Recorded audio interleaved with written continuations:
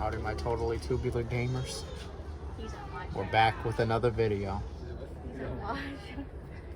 So on this very fine day, we're going to be talking about some more first-person shooters, but this time we're going to be talking about the fastest FPS games around. Now, throughout the years, there have been plenty of fast first-person shooters, games that move at the speed of light where you need quick reaction times, quick reflexes, and requiring the player to just lock in. So yeah, today we're talking about the 15 fastest FPS games that I've played, and it's not just modern games on here either. There's been fast FPS games since the 90s, and this list is in no particular order because I'm not entirely sure which of these games is the fastest. Just know that all of them are pretty fast. So for this video, we're going to be moving rather quick. This intro is going to be rather brief. I'd love to know what the fastest FPS games you've ever played are. As always, I am just one man. I have not played every single game in existence, so let me know if there's a game I forgot or something I should have mentioned. Please like, share, comment, subscribe. We got the Patreon and the super thanks. I also have memberships now. Welcome memberships. All the perks are listed down below. Any support is truly greatly appreciated. Love you all so much. Let's get to the games.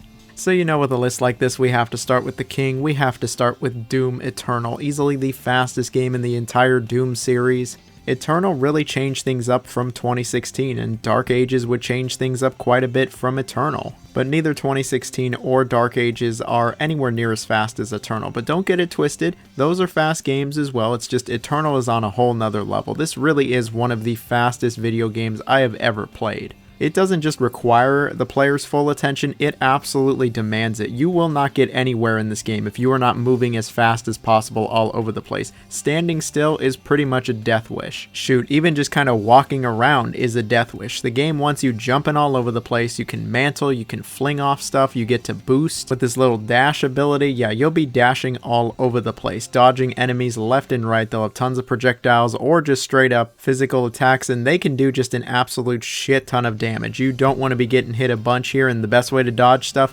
is by moving all around. All of the weapons are also built to accommodate this speed. They all shoot out really fast. They have quick reloads. Switching between them is really fast. The game just expects you to be moving at light speed. All of the melee attacks, the executions, the glory kills, they're all super fast, also not really taking away from the gameplay. You never really lose control here, and the way that all of these arenas are designed is such in a way where you're constantly moving. There's very few dead ends. Everything loops around. They expect you to just be strafing, dodging, dashing, everything you can to possibly get out of the way of being attacked. There's jump pads all over the place, and the game really only gets faster and faster the further you get into it. There's also the DLC, the Ancient Gods, where things get cranked up even further. Yeah, it's a really fast game, and it can be actually pretty exhausting at times. I can't play Doom Eternal for more than an hour or two because it's just draining. It takes so much of your energy. You have to be so committed, so focused, so locked in if you want to beat this game. It is a challenging game, and one of the reasons it's so hard is because of how fast it is.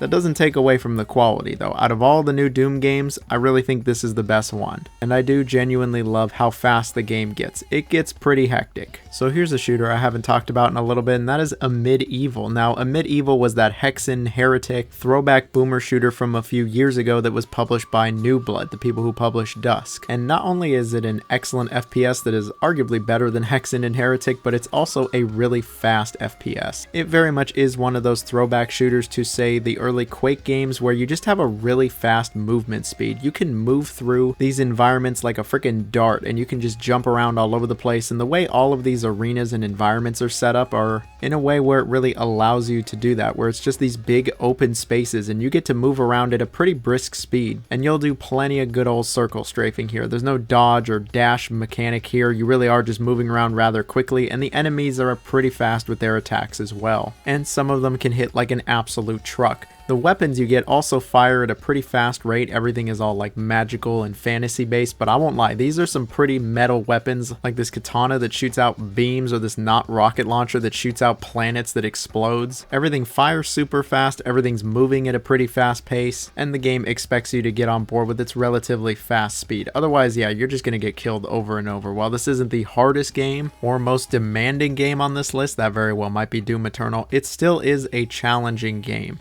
that will test any FPS fan. But I totally think it's worth playing. I would say Amidst is a bit on the underrated side and probably deserves a bit more attention.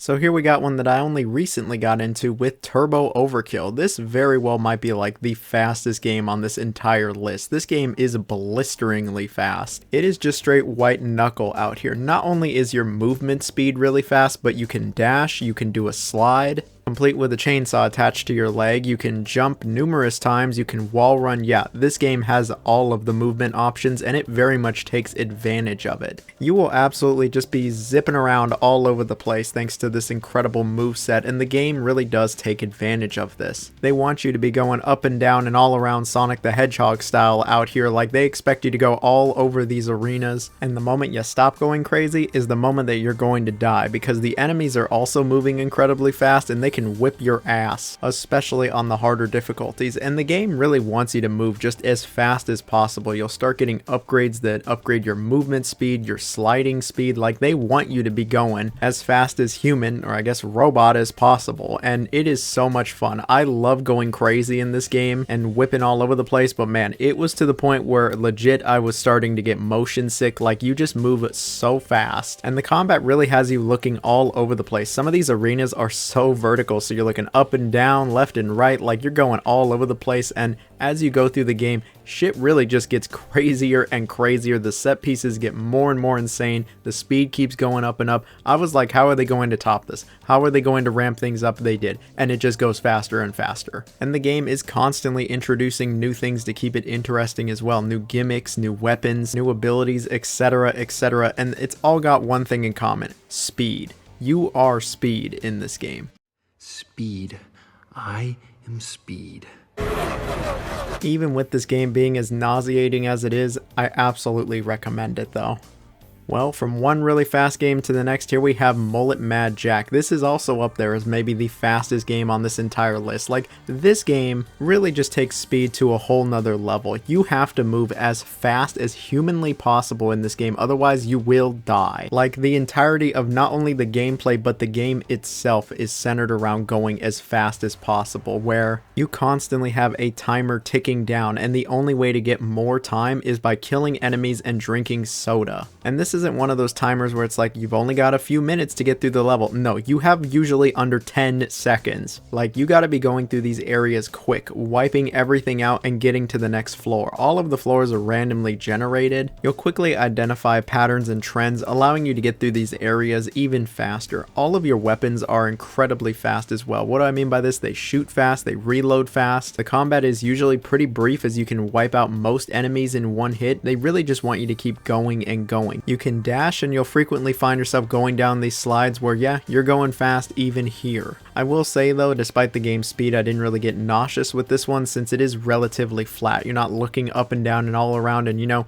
that's fine with me. I think if this game was any more vertical than it currently is, it wouldn't be able to reach the sheer speed that it's able to achieve. Like, it gets stupid fast, and there's not many games that can match the quickness of Mullet Mad Jack. If you haven't played this one, well, I have been highly recommending this one for like a year now. It's just so much fucking fun. I love it to pieces. So here's one I don't talk about enough, and that is Shadow Warrior 3. Now, I remember when Shadow Warrior 3 came out, a lot of people called it We Have Doom Eternal at Home, and you know, it's not hard to see why people were saying that. Despite that though, I still think the game is pretty good, even if it is a bit short. It does have a number of similarities to Doom Eternal, but it also does carve out its own niche here. Yeah, it is a relatively fast-paced FPS. Yeah, there is a dodge button, so you're boosting all over the place. Yeah, there is a grappling hook. Yeah, there's plenty of platforming here as well. And yeah, there's executions. Yeah.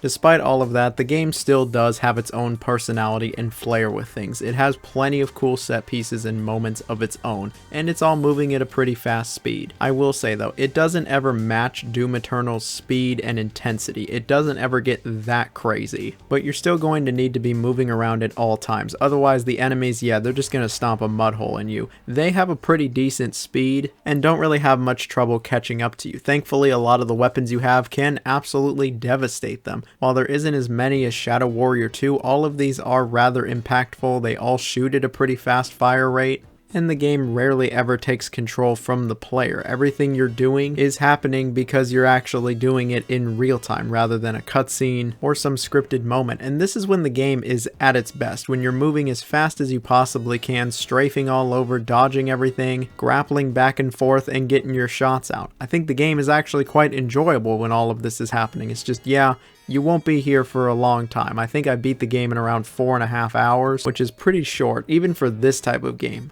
At the very least, you know, you're here for a good time, not a long time. So here's a game that I've never spoken about once, and that is Tribes Ascend. I've never even talked about the Tribes franchise. If you don't know Tribes, it is a long-running multiplayer series of first-person shooters that is all about going fast. It's all about gaining momentum, going down slopes, flying into the air, and aiming your shots. Now, even though there have been a number of Tribes games throughout the years, the one that I really got into was Tribes Ascend in the early 2010s. I'm pretty sure it doesn't even like go online anymore. If it does, there's no way anybody's playing it. But I tell you, this was genuinely one of the fastest first-person shooters, no, one of the fastest games I've ever played. You would gain so much speed going down these hills, and it was so much fun to gain all of that momentum and really aim every shot you took. You weren't just like aiming them a little bit, you were like really aiming your shots, like trying to guess where people would land. You would shoot your projectile and it wouldn't hit the ground for like 3 or 4 seconds. Yeah, pretty long time, but I loved it. I loved this game's speed, and I loved how much skill was required. Like, there was a pretty sharp learning curve, I won't lie, but once it clicked,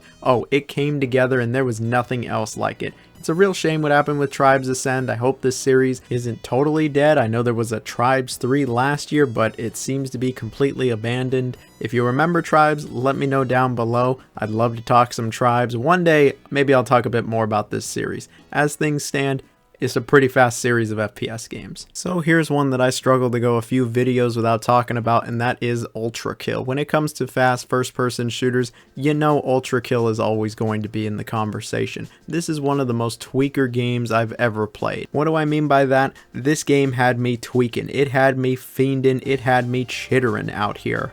It had me feeling like I injected caffeine into my blood or something. While it starts out pretty tame, the game slowly but surely introduces a bunch of weapons, mechanics, and abilities to the player to the point where it really is a completely different game from hour 1 to say hour 5 or 6. It's also considerably faster. You are flying all over the place in this game. You got a slide, dash ability, wall running, grappling hook, a parry, a few different weapons with extremely, and I mean extremely different variations, a sick melee attack, and some of the fastest enemies you'll find in any FPS game, particularly when it comes to the bosses. The bosses are no joke in this game. They are just as fast, if not faster than the player.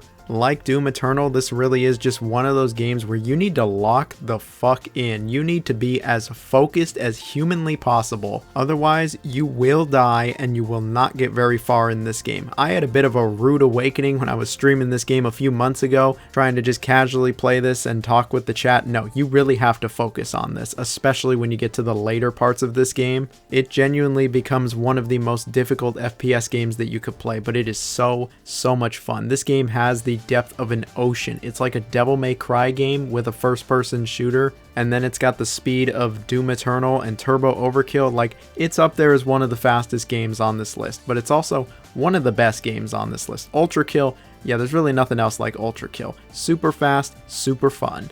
So here's a game that doesn't really need much of an introduction, Quake 3 Arena. Now, I could have included a few different Quake games on here. Quake 1's pretty fast. Quake 2's even got some fast moments, but none of them are going to be as fast as Quake 3 Arena. It's not only one of the oldest arena shooters, but it's also one of the fastest. The entire game was really built around speed, and it still very much shows even to this day. Whether you're playing the original, one of the weird console ports, or even Quake Live, Quake 3 Arena is still a really fast game. All of the arenas are set up in a way that allows you to traverse through them really quickly. I also like how everything's color-coded, and so you don't really have to actually look at what ammo you're picking up or what weapon you're picking up. You just know rockets are red, or this ammo is blue. It's all set up in a way so that you can get back into the action as fast as possible. And the action, oh, it's fast. You're going to have to aim your shots, you're going to need very good reflexes, and your reaction time is going to have to be on point, especially if you're playing online these days. Like, the only people still playing Quake 3 online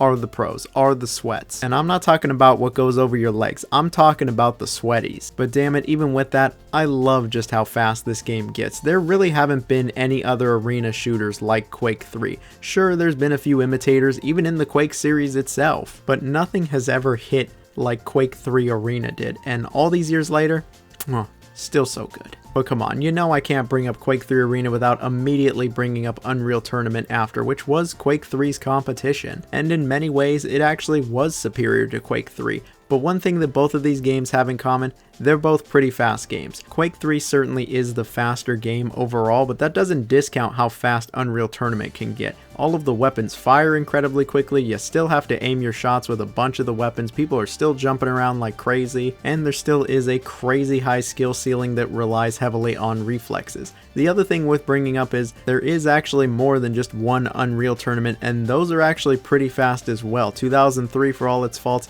that's a quick one. 2004, I mean, that's just kind of the GOAT. That game's got a good pace to it. Even Unreal Tournament 3's got some speed to it. It is a bit slower than the others, but these are arena shooters, so inherently there is going to be a certain level of speed to all of these games. Still, Unreal Tournament is an absolute classic series, and people loved how fast and varied this gameplay was. Unfortunately, for some reason, Epic decided to delist all of the Unreal Tournament games and shut down all of their servers. I guess they just needed more money for their fucking Apple lawsuits or whatever, and keeping up a few servers for their legacy titles that put them on the map to begin with was it just cost too much money. And so if you want to play any of the Unreal Tournament games nowadays, you're gonna have to do so through some alternative methods, but the community is absolutely there because these games are beloved and people love the speed, damn it.